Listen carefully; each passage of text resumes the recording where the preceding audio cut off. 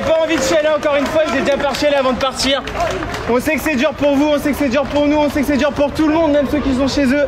Alors s'il vous plaît, lâchez rien. Nous on lâchera rien, mais s'il vous plaît, lâchez rien parce que vous êtes en première ligne. Et nous aussi, et je sais que c'est dur pour vous. Ça l'est pour nous aussi, mais aujourd'hui on est là pour vous soutenir. Donc merci à tous. Peut-être un petit mot, on est en direct sur Brut, il y a de l'émotion. Ouais, il y a beaucoup d'émotions, c'est quelque chose qu'on prépare depuis la semaine dernière et qui tient à cœur ici à tout le monde. Donc c'est pas fait pour faire de la pub ou quoi que ce soit, c'est vraiment pour passer un message. Et honnêtement, je suis super fier de le faire, je pense que tout le monde est fier de le faire et que personne ne lâche rien et restez chez vous s'il vous plaît et qu'on soit tous unis dans cette galère. Ce qui est important, c'est que ce soit le personnel soignant, tout le monde, mais vous aussi, les éboueurs, les commerciaux soignants, la police, toutes les parties prenantes aujourd'hui, il n'y a pas que le personnel soignant, ils sont en première ligne mais il n'y a pas que, il faut que tout le monde soit uni sinon on n'y arrivera jamais.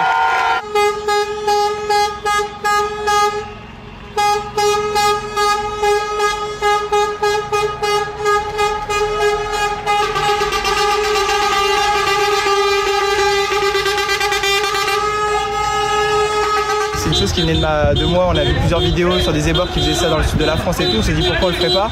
Les chauffeurs étaient vraiment volontaires pour le faire, on s'est dit on organise ça. Je leur ai rappelé que c'était avant tout pour eux, pour les remercier d'être présents au travail au quotidien, de leur remercier d'être présents aujourd'hui pour faire cette opération coup de poing, mais aussi pour donner du sourire aux gens qui étaient sur leur balcon. Voilà, ça leur permet de sortir, de sourire, d'applaudir, de crier, d'hurler, ça permet de s'extérioriser. Tout le monde aujourd'hui est dans la difficulté. C'est un bon chef, ça, c'est un bon chef. Ça fait du bien de voir qu'ils sont tous là pour soutenir et puis ils se rendent la monnaie de la pièce. Voilà, aujourd'hui ils se font applaudir. Hier ils se faisaient siffler ou huer sur la collecte quand ils faisaient perdre du temps aux gens.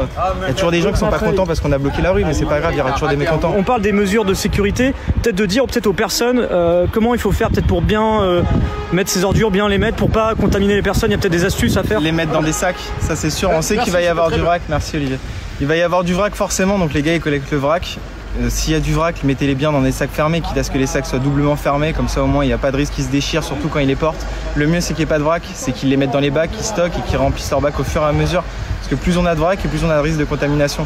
Nous on n'a pas de masque, donc aujourd'hui on doit réserver des masques pour des corps de métier qui sont obligatoirement en présence de masques, enfin ils doivent travailler avec des masques obligatoirement. Donc on réserve ces masques là pour ces personnes là, comme les mécaniciens qui sont derrière vous. Et eux ils n'ont pas de masque aujourd'hui, ils ont des gants, du gel hydroalcoolique. Ils ont tout ce qu'il faut sauf des masques. Donc si vous voulez les protéger, mettez vos déchets dans des bacs fermés ou alors doublez les sacs, comme ça au moins on est sûr que ça explosera pas. Faut doubler les sacs, ça c'est quelque chose qui est important. Après j'ai pas la solution miracle, hein. C'est des choses qui se discutent aujourd'hui, mais moins il y a de dépôts sauvages, moins il y a de risques de manipulation et moins il y a de risques d'être contaminé par le Covid.